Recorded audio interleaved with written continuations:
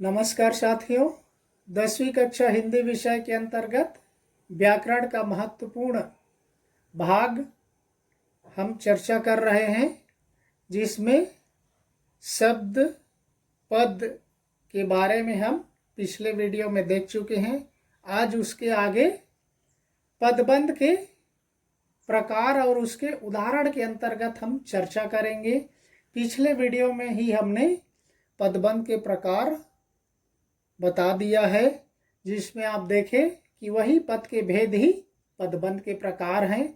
तो इस तरह से साथियों, वास्तव में ये संज्ञा कोई दूसरा नहीं है, वही शब्द है जिसको हमने पिछली कक्षा में, जैसे 6वीं 7वीं 8वीं यानी जूनियर कक्षाओं में हम पढ़े, वहाँ पर केवल शब्द लेते हैं, लेकिन यहाँ पर पदबंध होने के कारण उसको वाक्य के रूप में जोड़ दिया जाता है, तब वही पदबंध हो जाता है। तो यहाँ पर पहला पदबंध का प्रकार है, देखिए संज्ञा पदबंध। नाम से ही पता चलता है। संज्ञा शब्द बोलने से साथियों, संज्ञा के सारे प्रकार और उसके शब्दों को हमें मालूम होना चाहिए। यदि संज्ञा के प्रकार और उसके उदाहरण मालूम नहीं है तो सेंटेंस को पहचानना बहुत मुश्किल होता है। तो इसलिए हमें उन पुरानी कक्षा में जो पढ़े हुए हैं उनको हमें पुनः स्मरण रखना है, तब हम इसके बारे में आसानी से समझ सकते हैं। तो चलते हैं संज्ञा पदबंध के बारे में। जब वाक्य में कोई पद समूह, देखिए पद समूह संज्ञा का काम करता है तो उसे संज्ञा पदबंध कहते हैं।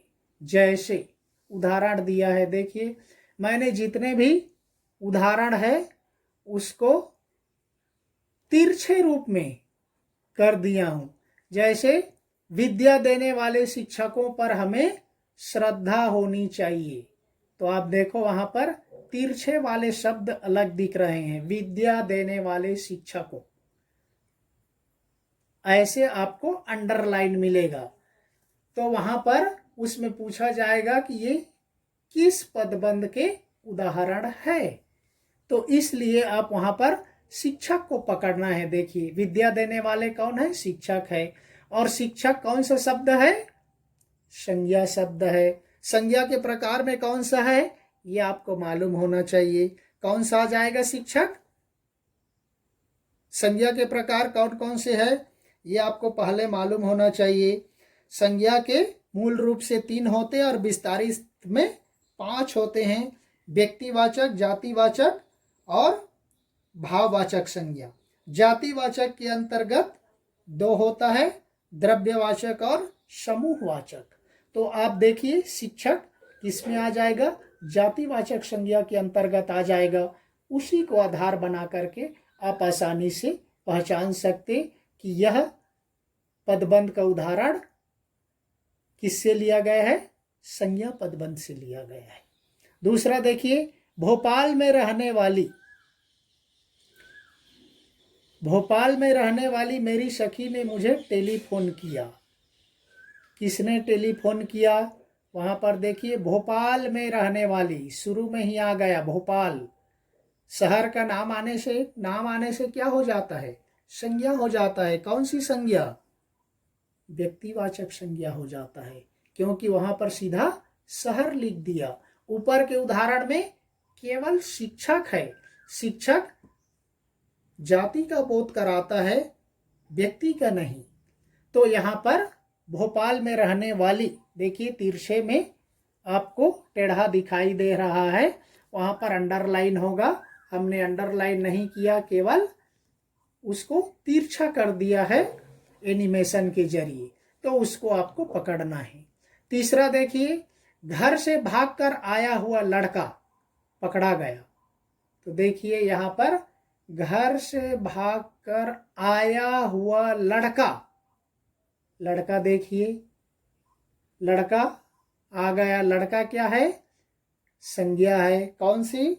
जातिवाचक आएगा, क्योंकि यहाँ पर नाम नहीं है। लड़का मतलब सारे लड़कों का बोध करा रहा है, इसलिए यहाँ पर वह संज्ञा पदबंध हो गया। चौथा देखिए, छत पर रहने वाला कबूतर आज दिखाई नहीं पड़ा। छत पर रहने वाला कबूतर, देखिए वहां पर आपको तिरछा दिखाई दे रहा है। तो यहां पर कबूतर को पकड़ लेना है। कबूतर भी क्या है? जातिवाचक संज्ञा है। उस सारे कबूतरों का बोध करा रहा है। पांचवा देखिए, पहरे पर सावधान सिपाही ने चोर को पकड़ लिया। पहरे पर सावधान सिपाही, सिपाही सारे सिपाहियों का बोध करा रहा है। यहां पर जातिवाचक संज्ञा के अंतर्गत आ जाएगा। पास के मकान में रहने वाला आदमी मेरा परिचित है। देखिए, पास के मकान में रहने वाला आदमी, आदमी भी क्या है? यहां तक अंडरलाइन रहेगा। आदमी को आपको देखना है, आदमी क्या है?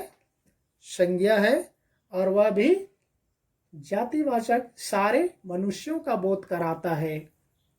नेक्स्ट, सातवां है, बच्चे गंगा नदी के किनारे पर खेल रहे हैं। गंगा नदी के किनारे, सीधा नाम आ गया। केवल नदी के किनारे पर खेल रहे बोल दिया जाता, या उसके उसमें अंडरलाइन होगा तो भी वह संज्ञा आएगा, लेकिन नदी के किनारे में बोल दिया जाएगा तो वह आ जाएगा जातिवाचक आ जाएगा। लेकिन यहाँ पर गंगा नदी के किनारे पर बोल रहा है। बच्चे भी अपने आप में संज्ञा है, और गंगा नदी तो पूरी तरह से क्या बन गया? व्यक्तिवाचक संज्ञा में ही आ गया। तो स्पष्ट पहचान है। नेक्स्ट, आठवां है, देश के लिए मर मिटने वाला व्यक्ति। देश के लिए मर मिटने वाला व्यक्ति, देश ही अपने आप में संज्ञा बन गया, क्योंकि यहां पर वो भी जातिवाचक संज्ञा है, व्यक्तिवाचक नहीं है। वहां पर मान लो आ जाता कि भारत के लिए मर मिटने वाला व्यक्ति सच्चा देशभक्त होता है, तो वहां पर आ जाता व्यक्तिवाचक संज्ञा आ जाता। यहां पर देश दिया है, इसलिए देश के लिए मर मिटने वाला व्यक्ति या देश के लिए मर मिटने वाला यहां तक ही डाल दिया तो वह काफी है उसमें संज्ञा की पहचान कराने के लिए। तो इस तरह से हमने उसको तिरछे तिरछे लाइनों में थोड़ा लिख दिया है, उसको ध्यान में रखिए। और संज्ञा पदबंध जानने के लिए संज्ञा के प्रकार और संज्ञा के कुछ शब्दों की पहचान होना बहुत ही जरूरी है। उसी के आधार पे हम संज्ञा पदबंध के उदाहरण को आसानी से पहचान सकते हैं और उसके अनुसार लिख सकते हैं। यहाँ पर आपको उदाहरण दिया रहेगा, उसको देख करके उसके अंडरलाइन शब्दों को या उदाहरण को देख करके जिसके नीचे अंडरलाइन होगा, जहां पर जैसे मैंने आपको तिरछा कर दिया है, उस तिरछे शब्दों को देख करके ही आपको पहचानना पड़ेगा कि वह संज्ञा पदबंध है या सर्वनाम है या विशेषण है या क्रिया है। तो यहाँ पर मेरे विचार से इतने सारे उदाहरण और उसके प्रकार बताने के बाद आपको आसानी से समझ में आ गया होगा संज्ञा पदबंध क्या है। ये सारी चीजें आप अपने व्याकरण नोट्स में नोट करते चले जाइए, क्योंकि इसी के साथ ही हमने आपका ये तीसरा वीडियो दे दिया है व्याकरण के संदर्भ में। एक तो मैंने समास दे दिया, दूसरा दे दिया रचना के आधार पर वाक्य भेद, सरल संयुक्त मिश्र वाक्य, और ये तीसरा चल रहा है शब्द पद और पदबंध के प्रकार चल रहा है। और लास्ट में आपका चौथा व्याकरण भाग है मुहावरे, जो आपको दे दिया जाएगा।